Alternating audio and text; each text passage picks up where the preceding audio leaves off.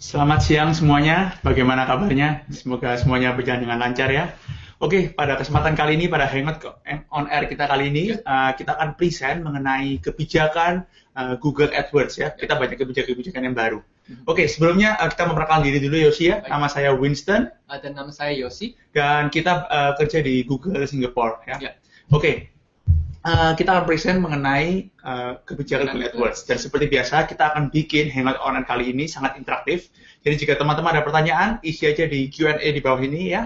Dan kita akan dengan senang hati akan menjawabnya. Dan kita juga ada feedback form ya. Tolong diisi juga feedback form agar kita tahu topik berikutnya apa yang akan kita present. Oke, jadi jangan segan-segan, isi aja pertanyaannya dan kita akan mulai webinar kali ini. Baik. Oke, Yosi. Iya. Ada 6 agenda ya. Jadi pertama adalah kebijakan AdWords yang akan kita bahas. Kemudian kita akan membahas mengenai kebijakan iklan. Ya. Jadi iklan seperti apa yang kita izinkan dan yang tidak kita izinkan. Kemudian ada 6 kebijakan yang paling sering dilanggar. Ya. Dan ada produk dan jasa yang tidak diizinkan. Dan kemudian kita akan membahas, ini yang lumayan penting adalah cara menghindari pelanggaran agar kita tidak terkena suspension atau anti-violation. Benar. Dan sesi terakhir adalah Q&A. Tapi kita juga ada total ada 3 Q&A ya. Di tengah. Kedua juga di tengah dan terakhir ada di akhir acara. Oke, langsung aja kita mulai Yosi ya.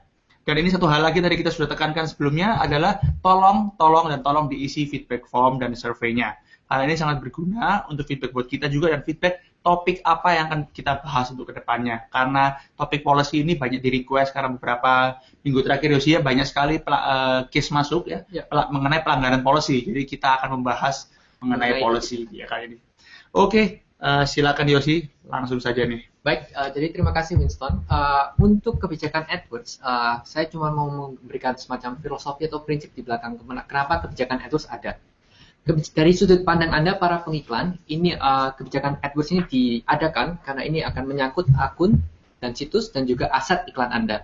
Tapi secara general, kebijakan AdWords juga dirancang untuk membantu para pengiklan dan para pengguna mendapatkan ekosistem sebuah online advertising atau digital advertising yang aman untuk semua kalangan.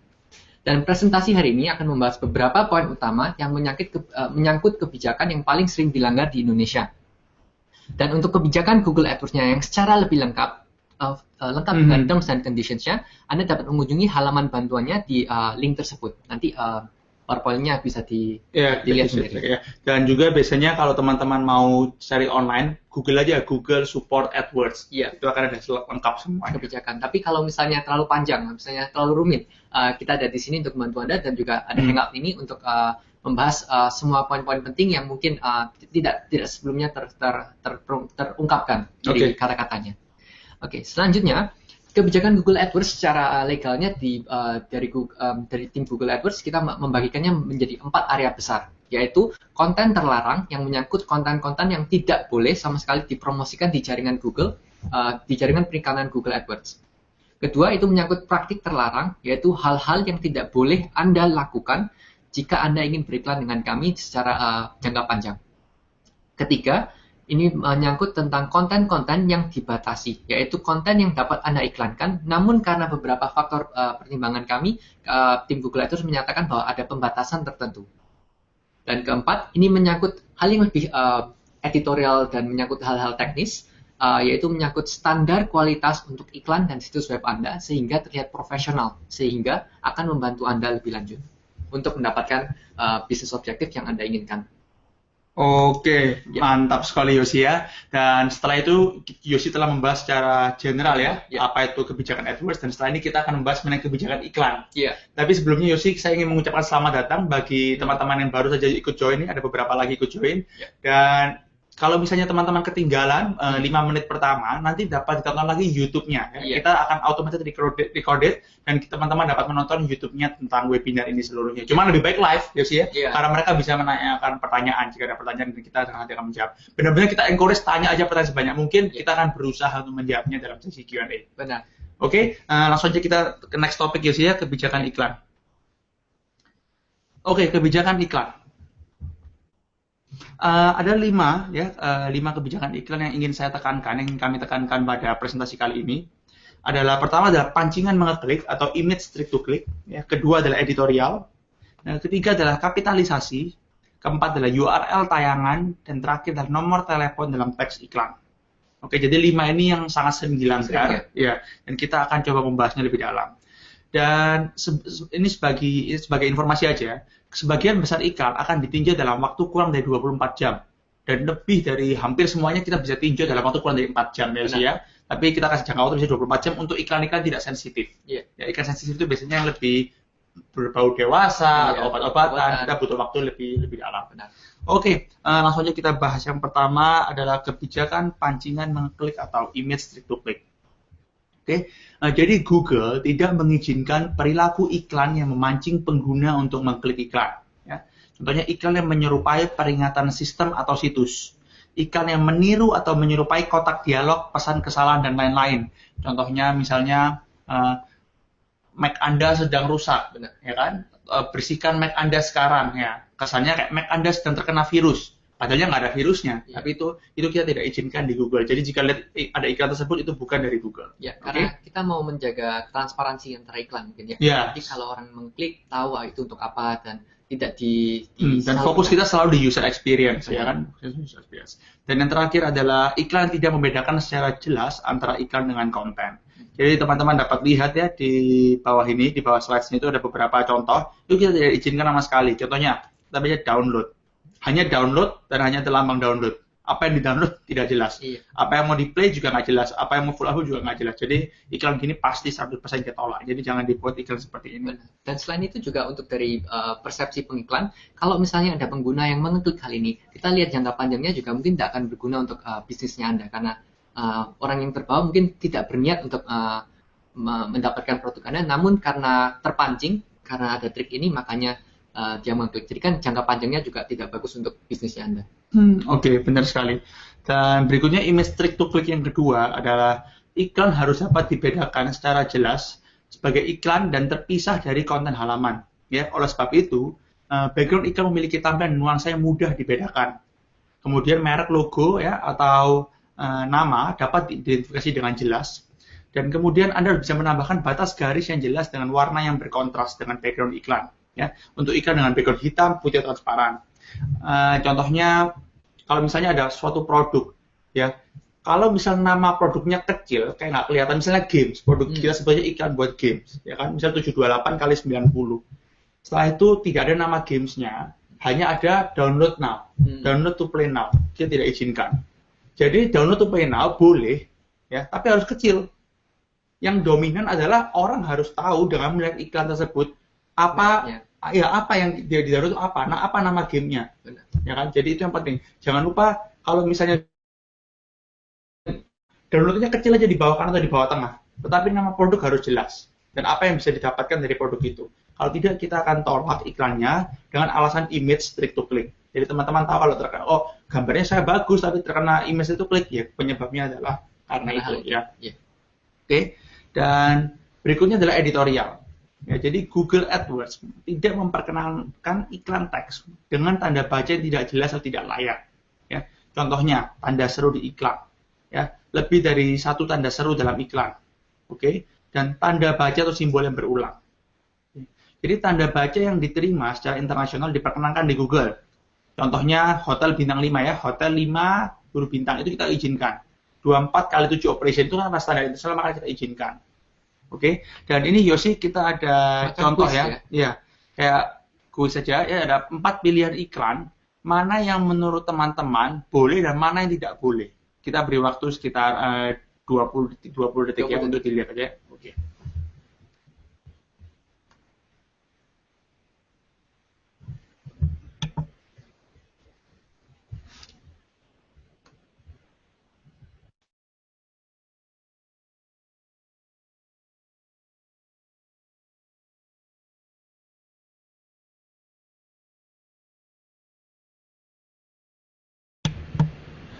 Oke, ya. Jadi sekarang ada 4, kita bahas satu-satu ya. Iya. Pertama kita bahas yang terakhir dulu, yang D. Ini yang D. Beli HP asli, murah meriah, kurang dari 10 M. Klik di sini sekarang. Oke, kenapa nggak boleh? Karena ada kata klik di sini. Itu kita tidak izinkan ya. Klik di sini itu kita tidak boleh. Tidak boleh ada kata klik di sini untuk iklan teks. Kalau iklan display boleh, tapi iklan teks nggak boleh. Sekarang yang C. sama mirip. Apa yang bikin nggak boleh adalah ini ada dua mungkin Yosi ya. Mungkin ini juga tidak boleh ya. Tanda ini. Oke, pertama adalah iPhone. Ya, iPhone itu sudah di-trademark oleh Apple. Jadi tidak bisa kecuali Anda adalah authorized reseller atau distributor. Oke. Kemudian yang kedua adalah murahnya. Itu kena capitalization. Huruf besar semua. Nanti akan kita bahas setelah ini capitalization. Dan yang ketiga adalah ini tanda kurang. Tanda kurang. Ya, tanda kurang itu tidak boleh. Oke. Dan yang B, kenapa? Nah, ini yang bikin nggak boleh adalah judulnya. Oke, judulnya besar kecil itu kita bisa kategorikan sebagai character obfuscation. Jadi itu kita tidak izinkan juga. Oke, ini ada beberapa jawaban. Ini ada yang benar, ada yang salah. Oke, jadi yang benar adalah A. Oke, kalau A itu boleh. Ya, beli HP asli murah kurang dari 10M, populer bagi remaja, tidak ada masalah sama sekali. Jadi B, C, D nggak bisa karena beberapa alasan tertentu. Oke, terima kasih. Sekarang kita akan lanjut ke kategori berikutnya adalah kapitalisasi, seperti contoh kita tadi ya. Oke, berikut beberapa contoh hal yang tidak kami izinkan pada teks iklan dan URL tayangan. Oke, kapitalisasi yang berlebihan, seperti kata atau frasa yang semuanya ditulis dalam huruf besar. Misalnya gratis atau asli. Huruf besar dan kecil yang berselingan ya.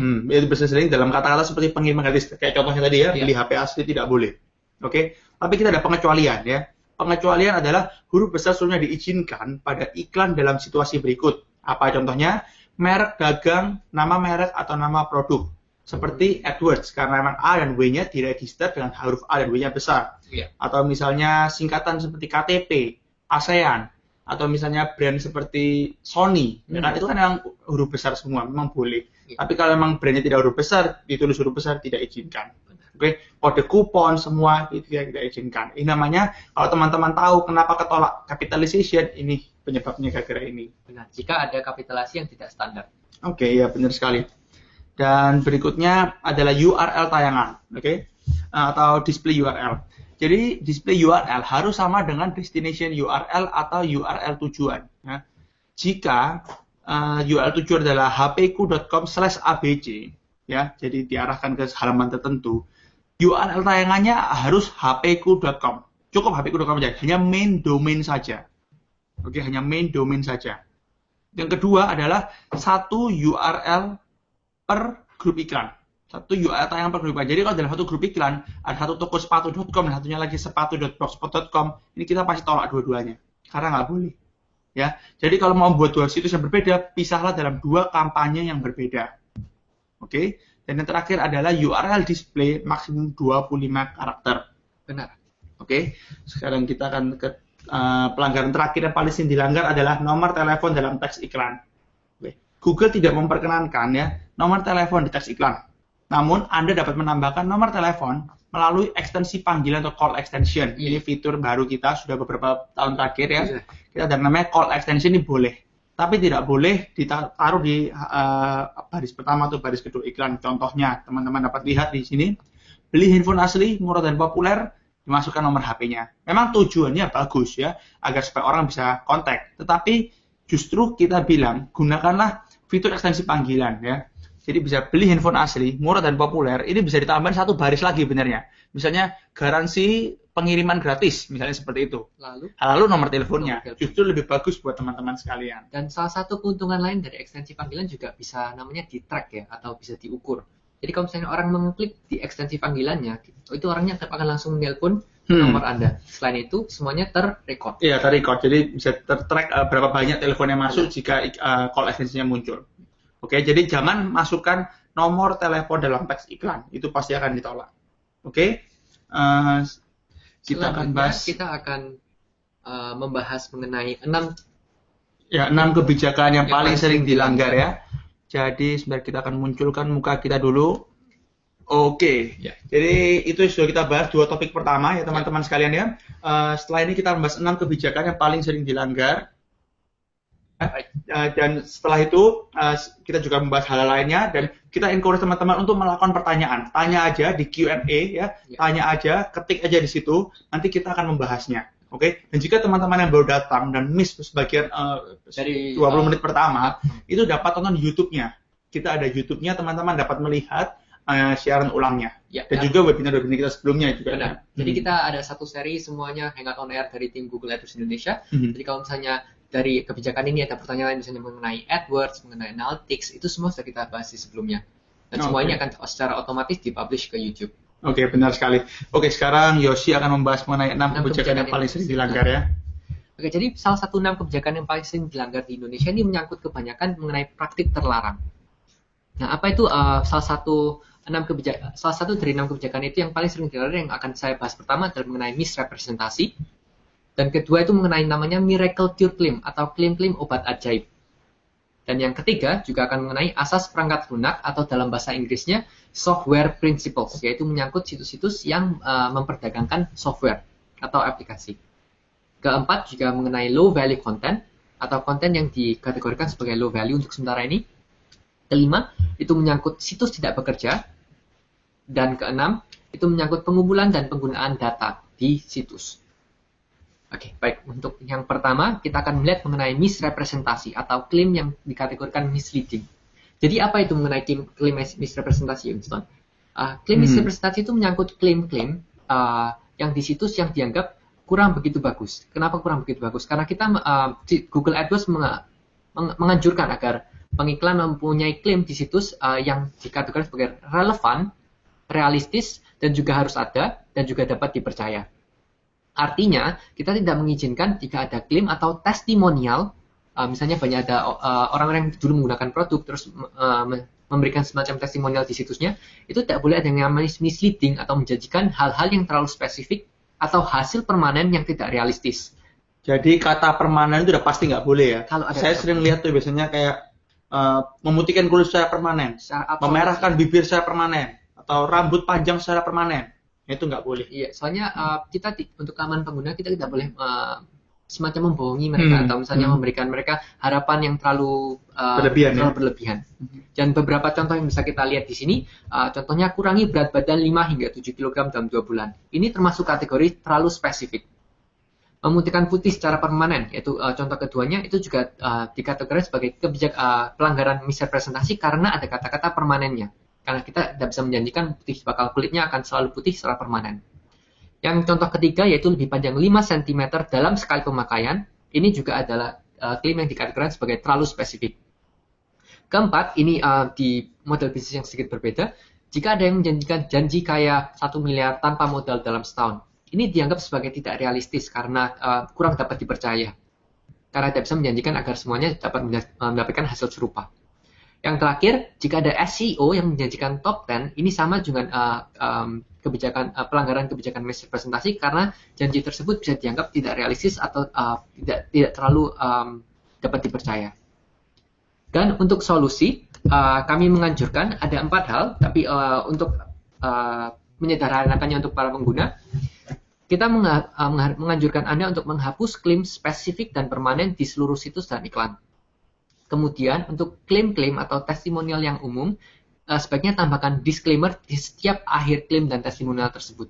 Oke, bagus sekali ya. Jadi saya cuma menambahkan bahwa apa yang dimaksudkan klaim spesifik adalah misalnya itu contoh pertama, berat badan 5 kilo dalam 2 bulan itu spesifik, ada waktunya, ada hasilnya. Yeah. Itu kita tidak boleh. Yang kita boleh mana? Kita namanya klaim general. Artinya apa? Turun 5 kilo atau turun maksimal secara efektif dalam 2 bulan. Pilih salah satu itu boleh.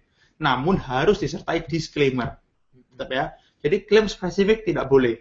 Terus ada pertanyaan, loh gimana kalau di testimoni? Itu boleh. Di testimoni kalau ada orang bilang ya, misalnya Anda suka screenshot BBM atau apa, 5 kilo dalam 2 bulan boleh, tapi disertakan disclaimer. Oke? Ini penting sekali karena ini masalah paling sering dilanggar. Jadi disclaimer diletakkan jangan hanya di paling bawah, tapi peraturan kami adalah menyatakan harus satu layar dengan klaim tersebut.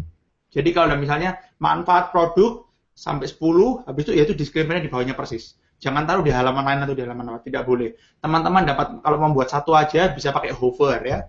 Tapi kalau tidak, teman-teman dapat melakukan dapat membuat di beberapa. Misalnya dalam satu halaman di Rusia ada beberapa klaim, dapat juga dengan beberapa disclaimer. Nggak usah panjang-panjang, saya kasih contoh. Misalnya, hasil yang didapatkan oleh setiap individu berbeda-beda tergantung dari penggunaan. Ya. Informasi di atas tolong hanya digunakan sebagai referensi. Ya, ini disclaimer sangat penting. Oke. Dan itu sih yang saya mau tambahkan tadi Yosi ya. Jadi untuk merangkum, kebijakan ini menyangkut klaim-klaim yang dianggap sebagai tidak relevan, realistis, dan tidak dapat dipercaya. Dan untuk klaim yang dianggap spesifik, saran dari Winston tadi adalah jika ada klaim spesifik, kalau bisa dihapus atau diubah menjadi klaim umum. Dan klaim yang spesifik itu kalau dikategorikan sebagai hal yang anggapannya terlalu banyak parameternya gitu. Dan untuk klaim permanen juga harus dihapus. Dan untuk klaim umum, seperti yang dibilang Winston, perlu disclaimer seperti hasil bisa berbeda untuk tiap individu, tergantung dari banyak faktor lainnya.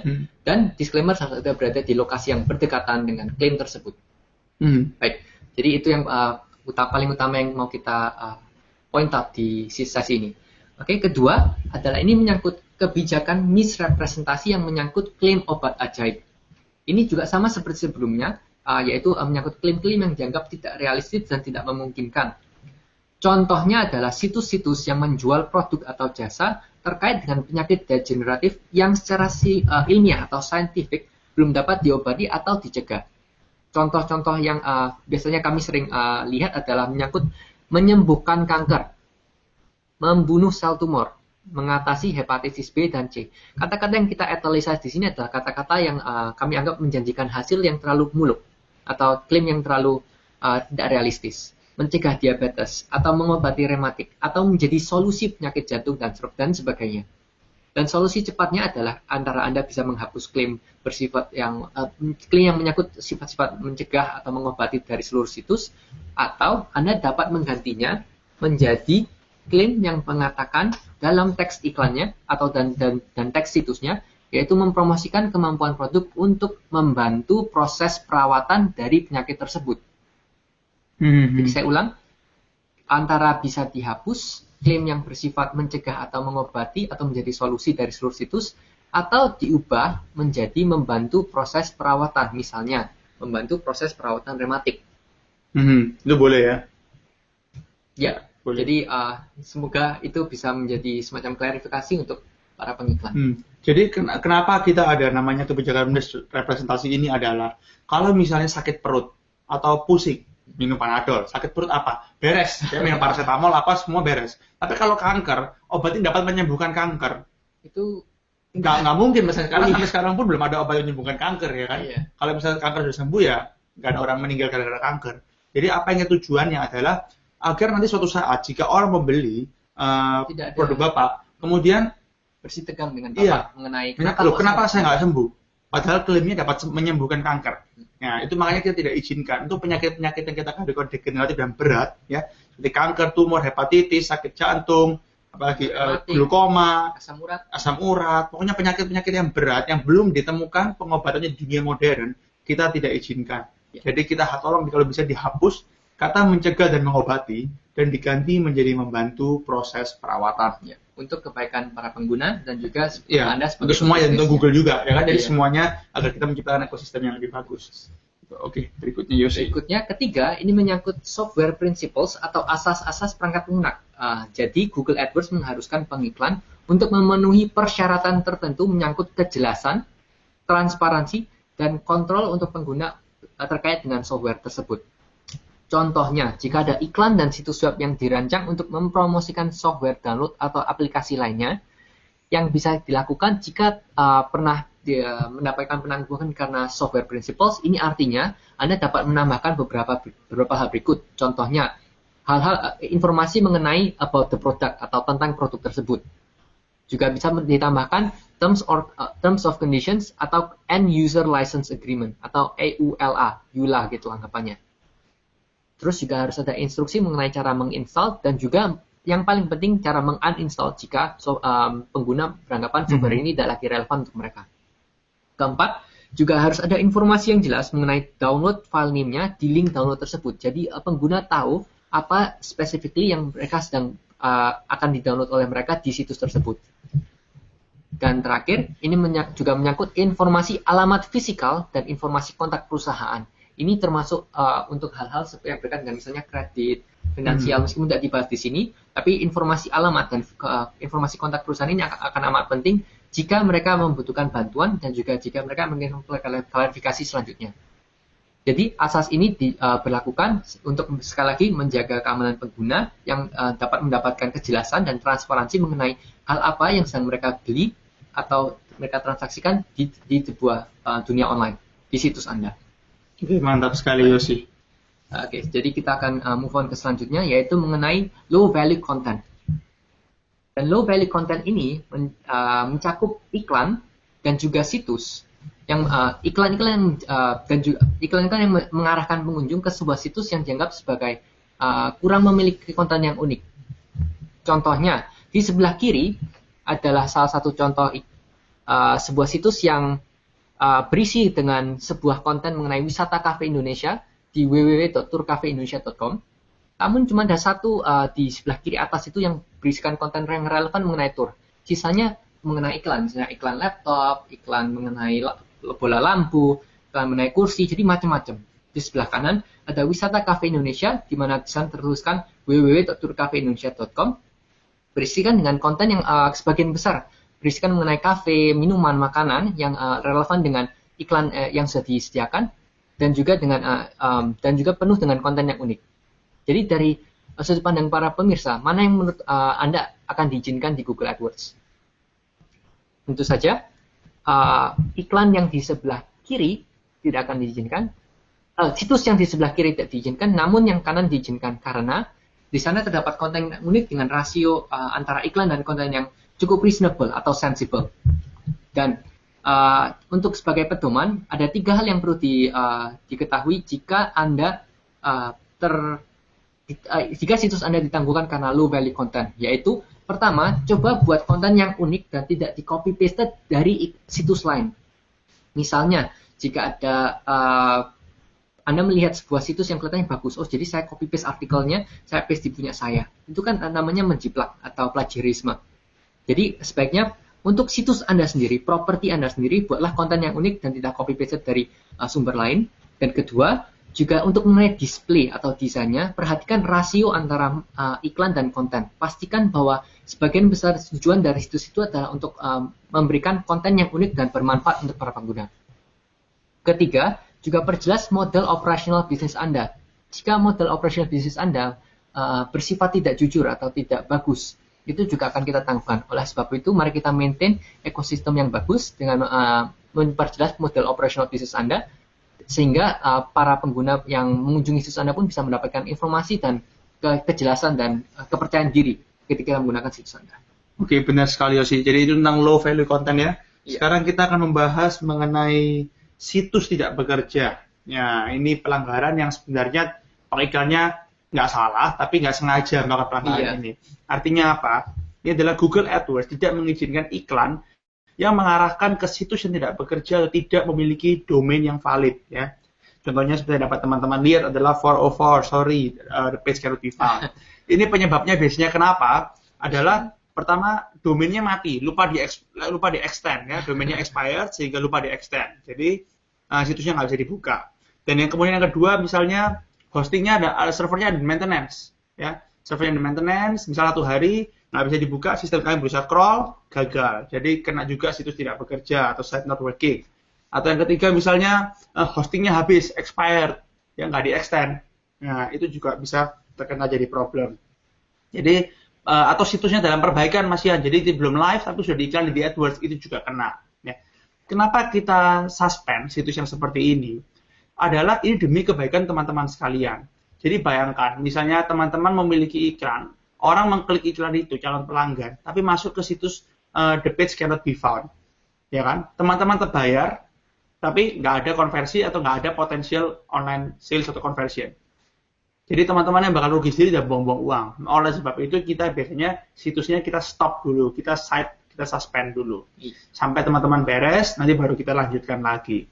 Jadi sarannya ya Yosi ya buat ke depan adalah jika ada tahu bahwa ada servernya ada maintenance besok, iklannya campaign-nya di pause dulu, ya. Campaign-nya di pause dulu biar nanti bisa jalan lagi habis itu. Jadi untuk mencegah ya. Iya, benar sekali. Iklan juga mengalami inconveniences atau ketidaknyamanan ke depannya untuk di Google AdWords-nya dan juga untuk situsnya. Benar sekali. Okay. Dan berikutnya adalah pengumpulan dan penggunaan data yang tidak bertanggung jawab ya. Ini juga lumayan sering terjadi. Contohnya dapat teman-teman lihat alasannya kenapa adalah keamanan pengguna. Seperti biasa, user experience tetap menjadi alasan. Oke. Contoh informasi sensitif karena Google tidak mengizinkan informasi yang sensitif. Contoh informasi sensitif itu dapat berupa rekening bank, nomor KTP, nomor paspor, pokoknya hal-hal yang bersifat personal dan konfidensial, tetapi kita tidak izinkan. Dan cara untuk memperbaikinya gampang sekali. Adalah gunakan SSL Certificate atau HTTPS, artinya page-nya secure. Ketika situs Anda mengumpulkan informasi yang bersifat sensitif. Oke, ini tujuannya apa? Agar ketika orang menyampaikan informasi seperti kartu kredit, seperti nomor KTP, ini kan sensitif sekali, bisa disalahgunakan. Jika tidak secure, akan ada pihak-pihak yang tidak bertanggung jawab yang dapat mengambil data tersebut. Oleh sebab itu, syarat kami jika meminta informasi seperti ini adalah gunakan SSL atau HTTPS. Itu sekitar ya 100-200 ribu per tahunnya kok. Ya, bisa minta ke hostingnya, diinstalkan. Mungkin selain itu juga kalau misalnya secara general jika informasi tersebut tidak krusial atau tidak terlalu kritikal, kita akan menganjurkan pemirsa untuk pengiklan untuk sebaiknya jangan meminta informasi yang terlalu sensitif karena jika tidak diperlukan.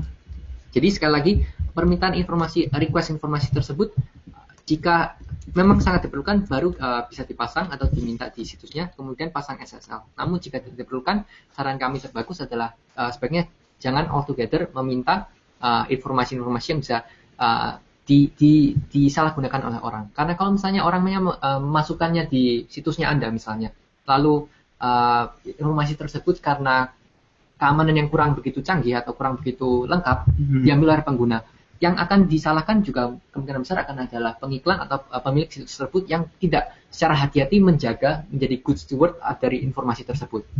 Jadi kalau bisa, kalau tidak perlukan, jangan diminta saja.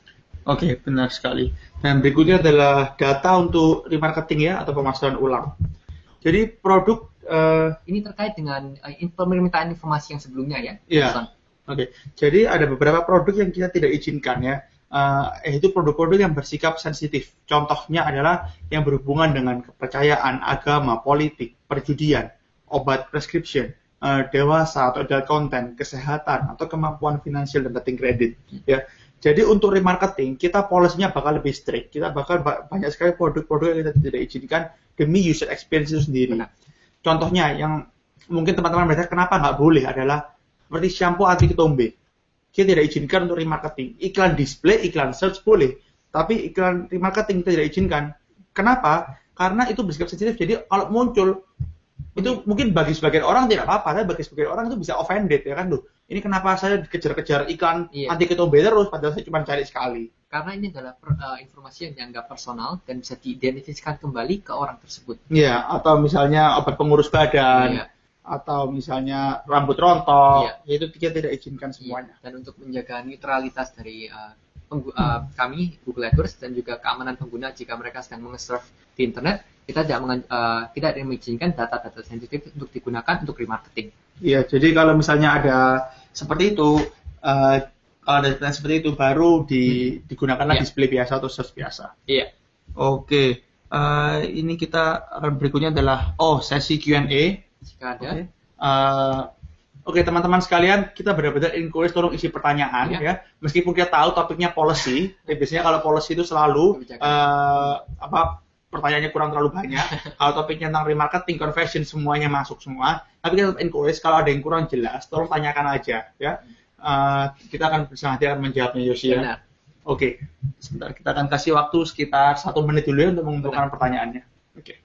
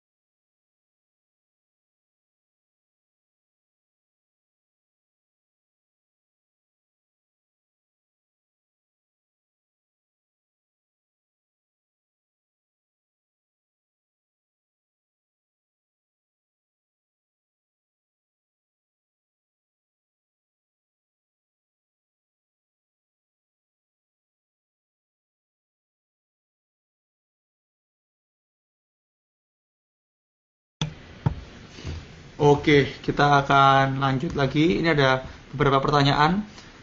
Waduh, ada pertanyaan yang kurang relevan juga, tapi nggak apa-apa. Oke, jadi ini pertama saya akan baca dulu untuk Bapak Erwin ya. Bagaimana cara agar iklan lebih efektif dan lebih efektif dan efisien. Ini banyak sekali caranya ya. Ini maaf sekali agak tidak berhubungan dengan webinar kita kali ini. Cuman Bapak Erwin, tolong kontak kami secara langsung dan kita akan memberikan personal optimization tips kepada Bapak Erwin dan akunnya biar relevan. Oke, jadi kontak kami melalui Google Support, isi formnya dalam email dalam kurang waktu dari 24 jam kita akan kontak kembali. Benar. Oke. Dan berikutnya, tolong diulangi Mas yang tentang call extension Pak Julis.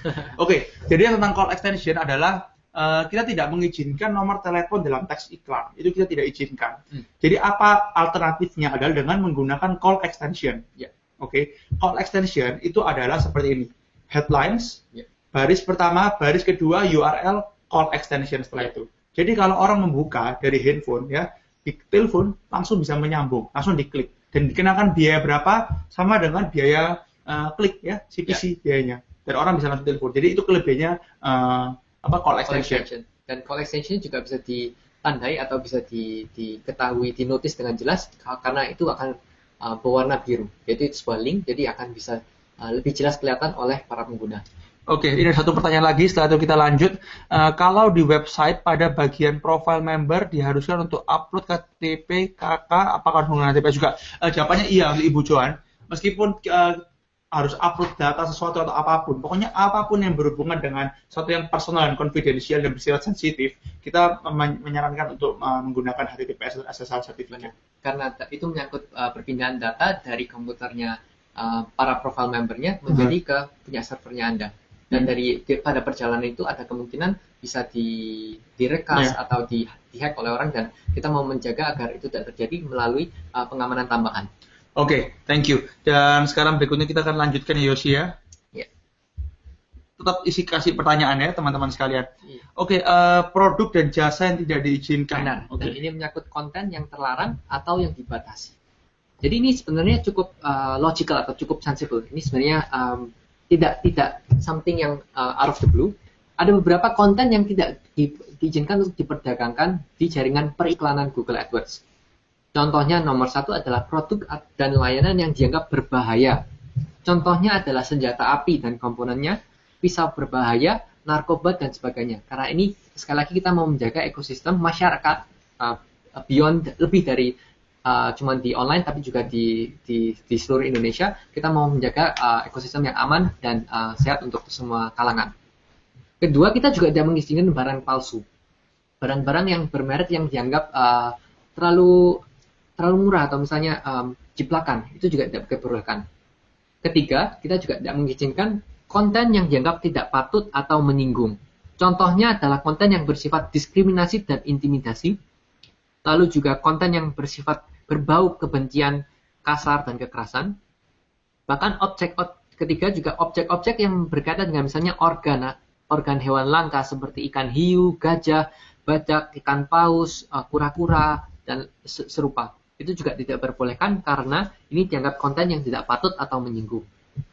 Dan keempat, ini hanyalah 4 contoh yang paling sering dilanggar, yaitu juga menyangkut produk atau layanan yang memungkinkan perilaku tidak jujur. Contohnya adalah pengamatan tersembunyi. Mungkin ada salah satu orang yang berkata, kalau misalnya CCTV boleh nggak? Menurut Anda gimana, Winston? Boleh. Boleh. Itu karena pengamatan tersembunyi yang dalam definisi kami ini bukan seperti serupa. Lebih ke arah misalnya bolpen dengan kamera itu kan sudah itu terlalu melanggar privasi orang atau melanggar privasi orang-orang yang direkam. Karena hal tersebut kadang-kadang bisa salah gunakan. Terus juga B itu menyangkut dokumen-dokumen palsu. Ini alasannya cukup obvious atau cukup jelas. Ketiga, juga jasa contekan akademis yang misalnya bisa langsung copy edit. Itu juga diperbolehkan diperdagangkan atau dipromosikan di Google AdWords dan sebagainya. Untuk list atau daftar lebih lengkapnya bisa dilihat sekali lagi di halaman Google Bantuan. Jadi tinggal di Google search saja konten-konten terlarang Google AdWords. Selanjutnya, ini menyangkut konten-konten yang kita batasi. Dan ini diperbolehkan namun dalam kondisi tertentu. Dan salah satu 7 contoh yang bisa kita bahas hari ini adalah mengenai konten dewasa. Kedua juga mengenai tembakau dan rokok atau rokok elektronik. Untuk tembakau dan rokok ini akan dibatasi. Dan untuk ketiga ini yang paling sering juga, produk farmasi dan suplemen. Contohnya Viagra.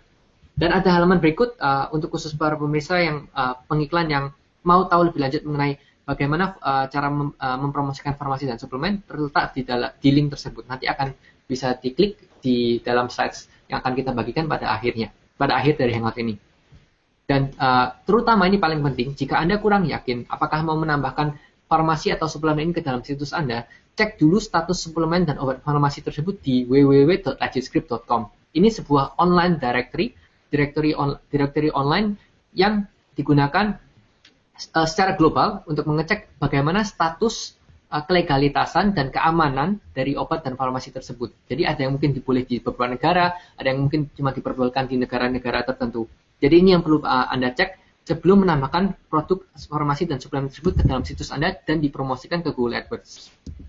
Keempat yang juga tidak diperbolehkan adalah judi, baik judi bola, judi ayam atau lain-lainnya, offline dan online, tidak diperbolehkan. Kelima, mengenai alkohol dan aksesoris alkohol, termasuk pembuka botol juga. Karena negara Indonesia negara muslim dan kita tidak mengizinkan alkohol untuk dipromosi. Iya. Keenam adalah konten politik, dan ketujuh adalah konten hak cipta dan merek dagang. Oke, benar sekali.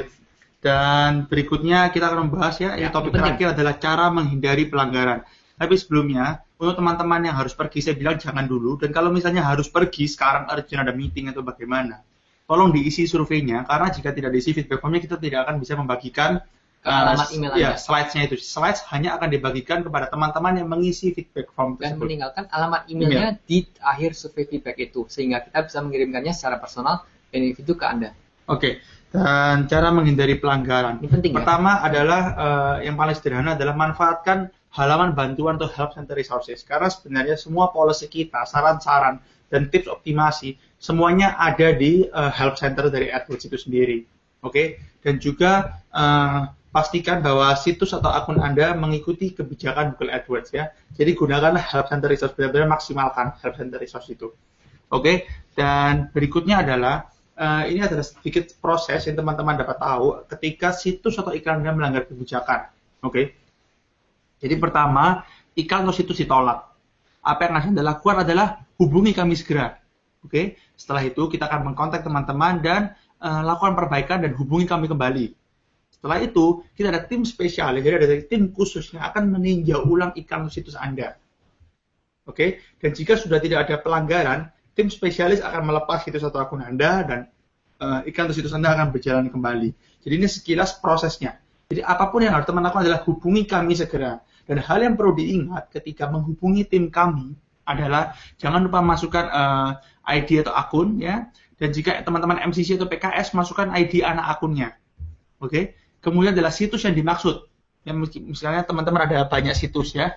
Dan kemudian adalah nama dan nomor telepon. Dan terakhir adalah jelaskan masalah yang Anda hadapi. Ya. Dan jika teman-teman prefer untuk kita telepon, tulislah prefer phone. Jangan tulis prefer email, karena prefer email kita nggak bisa telepon. Yeah. Oke, jadi prefer phone atau prefer either. Yeah. Dan jika bisa, sebelum Anda menghubungi kami, juga lihat dulu sebelumnya. Dicek dan dicek melalui halaman bantuan, dan juga lewat Hangout ini, kira-kira apa yang salah dari situs saya atau iklan saya, lalu lakukan perbaikan sebelumnya. Lalu misalnya kurang jelas, kirimkan email atau form ke kami atau lewat chat atau lewat phone, nanti bisa kami pandu lebih lanjut. Tapi jika Anda dapat mengetahui perbaikan yang perlu dilakukan sebelumnya, Anda dapat melakukan itu secara proaktif sehingga iklan atau situs Anda dapat dijalankan dengan lebih cepat. Diaktifkan kembali. Dan ini kira-kira waktunya jika situs Anda situs Anda ditangguhkan, ya situs akan ditinjau bila pengiklan sudah melakukan perubahan pada situs. Dan teman-teman perlu ingat bahwa penghapusan situs tidak akan melepas situs tersebut dari penangguhan. Dan kemudian yang kedua adalah jika akun Anda ditangguhkan, ini suspension account, peninjauan level akun akan dilakukan bila semua pelanggaran telah diselesaikan. Dan biasanya akun suspension kita ada tim khusus dan biasanya hanya email only, ya. Iya. Oke, dan waktunya kira-kira seperti itu. Pengiklan dengan tim kami makan waktu sekitar 1 hari untuk kita mengkontak kembali, dan tim kami dan tim spesialis sampai ke pengiklan kembali 3 hari. Jadi total sekitar 4 hari ya. Benar. Oke. Jadi sekali lagi, jika Anda kurang jelas atau untuk menghindari adanya penangguhan dari level akun, sebaiknya Anda melakukan langkah proaktif untuk mencegahnya. Oke, dan berikutnya ada link-link yang relevan ya untuk meminta peninjauan situs atau memberikan feedback kepada tim kami. Iya. Oke, dan selanjutnya Yosi, kita akan ada sesi Q&A yang terakhir ya. Jadi teman-teman tolong tanya pertanyaan sebanyak-banyaknya. Kita akan berusaha menjawab, kita ada 5 menit untuk menjawab pertanyaan ya, dan jangan lupa tolong diisi survei ya. Feedback formnya perlu diisi, karena kalau teman-teman mau slides-nya, teman-teman harus mengisi feedback formnya agar kita akan mengirimkan lewat alamat email yang dicantumkan pada akhir survei feedback tersebut. Kalau ada topik-topik yang teman-teman inginkan, tulis saja di situ. Feedback apapun kita terima. Jadi kita bisa mendengar dari Anda dan mendapatkan respon, dan juga mungkin bisa mengcater atau menspesifikasikan hangout selanjutnya sesuai dengan permintaan Anda. Oke, sekarang kita akan beri waktu sekitar 1 menit untuk teman-teman mengumpulkan pertanyaan, dan kita akan kembali dalam 1 menit lagi. Baik, thank you.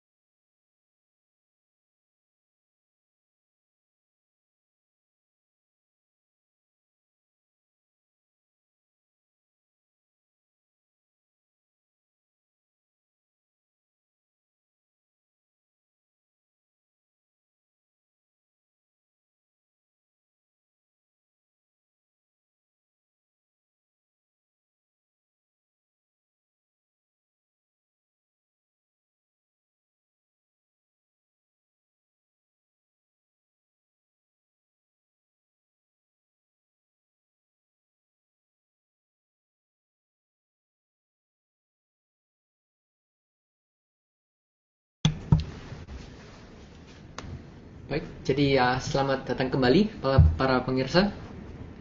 Untuk sebentar, mari kita lihat pertanyaan-pertanyaannya. Oke, baik. Jadi oleh Bapak Dila ini bertanya, jika PIN BB boleh atau tidak untuk di iklan teksnya? Jawaban singkatnya iya, diperbolehkan untuk sementara ini untuk PIN BB. Jadi PIN BB, WhatsApp semua masih kita bolehkan ya. Tapi WhatsApp itu biasanya pakai nomor telepon, jadi kita pasti kena juga. Jadi PIN BB aja. PIN BB saja kalau boleh, tidak apa-apa. Okay. Lalu selanjutnya ada pertanyaan dari Ibu Joan mengenai kalau kita membuat ads dengan kata dewasa, lalu ads saya disapprove, apa kata dewasa salah satu konten terlarang? Jawabannya bisa kita bilang iya, sebagian besar. Kenapa? Karena kalau misalnya dewasa biasanya identik dengan konten-konten dewasa. Jadi untuk sementara ini dibatasi, jadi akan memerlukan waktu review yang lebih lama. Ya kan, karena kita sehari terima dari Indonesia sendiri mungkin puluhan ribu atau puluhan ribu iklan. Jadi ya itu dari sistemnya. Jadi kalau mau hindari kata dewasa, kalau produknya tidak ada hubungan. Tetapi kalau memang Ibu Joan perlu untuk kliennya, gunakanlah nggak apa-apa. Tetapi kita akan membutuhkan waktu lebih untuk reviewnya. Dan sekali lagi jika kurang jelas atau misalnya perlu konsultasi lebih lanjut, kabari kami dan kami bisa membantu dengan lebih detail dan juga lebih mendalam. Tadi juga ada dari Pak Bernardus, saya telat lihat webinarnya, apakah ada siaran ulang di YouTube? Iya benar, kita ada siaran ulang di YouTube. Setelah ini Pak Bernardus dapat search di YouTube atau kita ada linknya juga. Pak Bernardus juga dapat melihat siaran ulangnya dari awal. Benar. Dan juga benar-benar tolong jangan lupa isi feedback form, karena itu satu-satunya cara agar kita dapat mengirimkan slides-nya. Slides atau PowerPoint slides deck-nya kepada Anda pada akhirnya. Tinggalkan alamat email Anda. Ini satu lagi Pak Rehan, kalau airsoft gun termasuk produk yang berbahaya? Jawabannya iya. Jadi airsoft gun kita tidak izinkan. Karena itu bisa digunakan untuk membahayakan diri atau orang lain. Ya, jadi airsoft friendly tidak izinkan. Ini apa ini sebentar, Pak Abdul. Untuk beda negara, apakah kita harus ikan beda bahasa juga? Ya, kalau misalnya targetnya negara Jepang, ya harus beda Pak, karena mereka bahasa Jepang. Kalau Indonesia, ya sebagian besar pakai bahasa Indonesia 90%, tapi kadang bahasa Inggris masih boleh ya, jika targetkan seperti hotel di Bali atau seperti apa. Tapi iya, kalau lebih bagus dipisah ya, dipisah biar bisa lebih target dan lebih spesifik. Tidak menyangkut kebijakan, lebih ke arah cara mendapatkan return on investment atau performa kinerja yang lebih bagus. Oke, Pak Makrus, akunnya kena suspend. Oke, Pak Makrus, silakan kirim email ya. Kita akan cek, ada timnya khususnya yang bakal mengecek tentang account suspension. Kemudian, oke, sudah. Ini dulu sih Yosi ya. Sudah tidak pertanyaan lagi ya. Oke, jadi nanti ke depannya kita akan ada hangout berikutnya dalam bulan depan ya, bulan Januari untuk 2014 kita akan menutup dengan hangout kebijakan policy ya. Dan teman-teman jika masih ada pertanyaan, tolong kirimkan email, jangan di-reply lagi. Ini setelah ini kita sudah selesai. Jadi tolong kirimkan email, kita akan dengan hati berusaha untuk menjawabnya dalam waktu kurang dari 24 jam. Kita akan berusaha dalam 24 jam ya. Itu aja sih Yosi. Terima kasih teman-teman atas perhatiannya. Kita akan jumpa lagi dan sampai jumpa di berikutnya. Thank you. Terima kasih.